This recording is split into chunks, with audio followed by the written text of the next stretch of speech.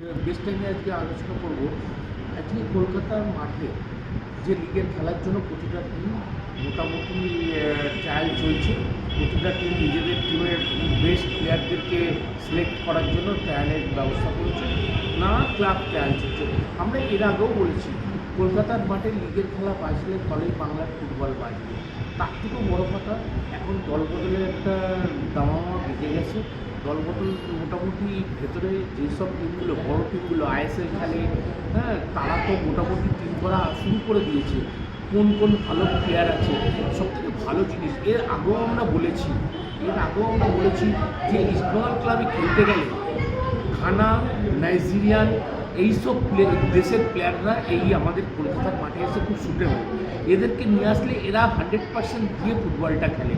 বিশেষ করে Ghana, Nigeria, যেমন কিছুদিন আগে শুনলাম সুলে মুসা ইস্টবেঙ্গল ক্লাবের প্রাক্তন ফুটবলার, সে যখন বলেছে যে আমার যদি সাহায্য সহযোগিতা চায় ইস্টবেঙ্গল ক্লাব, আমি সাহায্য সহযোগিতা করতে রাজি আছি।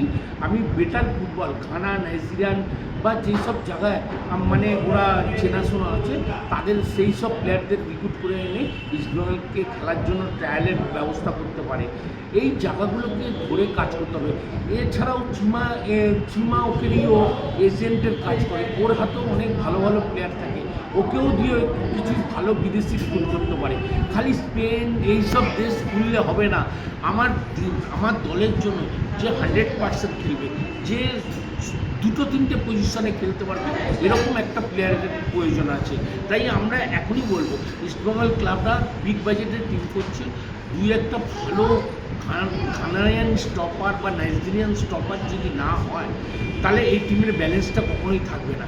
আমরা এই জন্যই বলবো বেটার টিম করতে গেলে, ভালো ভালো প্লেয়ার রিক্রুট করতে গেলে এই মুসা যারা ইস্টবেঙ্গল ক্লাবে খেলে গেছে এইসব দলের প্লেয়াররা, প্রাক্তন প্লেয়ারদেরকে দিয়েই এই কিছু প্লেয়ার রিক্রুট করার সুবন্দোবস্ত করতে হবে। এখানেই আমার ভিডিওটা শেষ করলাম। যদি আমার ভিডিওটা ভালো লাগে অবশ্যই লাইক করবেন, শেয়ার করবেন, কমেন্ট করবেন, আমার সঙ্গে থাকবেন।